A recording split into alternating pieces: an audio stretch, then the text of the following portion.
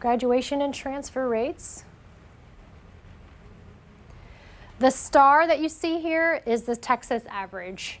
And this is for the 4-year graduation rate, or students who graduate within 4 years, and then within 6 years is the pink.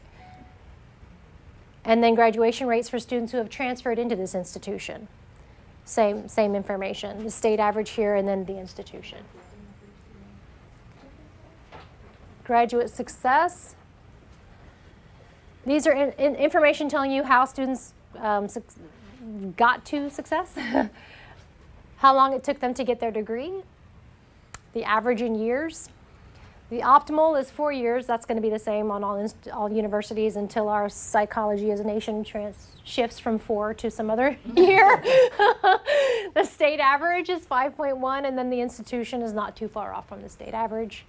Average credits to degree, optimal again is something that's nationally recognized as 120. The state average is 142, and this institution is not too far off with 148. But this is something that is getting a lot of attention in the national arena in terms of higher ed, is how many credits students are taking to finish. And then percent employed or enrolled in graduate school. State average in the institution is a little, as you can see, is a little bit higher than the state average. Some information if you want to find out what the students look like demographically. Enrollment by ethnicity, and then the Texas average. And the Texas average, I don't know how useful that might be to you, or if you're looking, we don't have this by region in terms of this average on this page, so for you to quickly reference, but it's just a nice indicator to say, oh, well, Texas has we know we have a large proportion of our population that is Hispanic, and yet here, the Texas average in higher education is much larger than this particular institution. So it's just interesting information to know, and for some parents and students, it might help them decide on what's a good fit. And then percentage of full-time versus part-time students. Again, you know, you may want, your students may be looking for something that has a high proportion of part-time students, because that means that the institution will allow flexible scheduling and things like that. So a lot of this is trying to help people find a good fit. In fact, that's the main purpose of this site, is for students, helping parents and students make decisions about higher ed.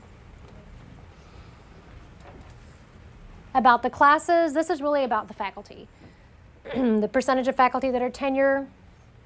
We have the Texas average, and then you can compare that to the institution, and the student to faculty ratio, which may be something else really useful for you to know.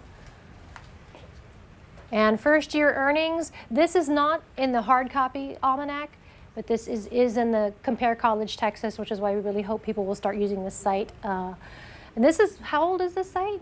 Less than a year? Less than a year. We basically had the almanac, and we had some outside funding, so we thought, well, you know, the almanac's handy for like legislators like it, and certain trustees like it, but we thought for students, having something that could go on a handheld and that they're not being overwhelmed would be better. So but this was developed, and I think it was maybe about a year ago. Right. And this is developed to work on handheld devices.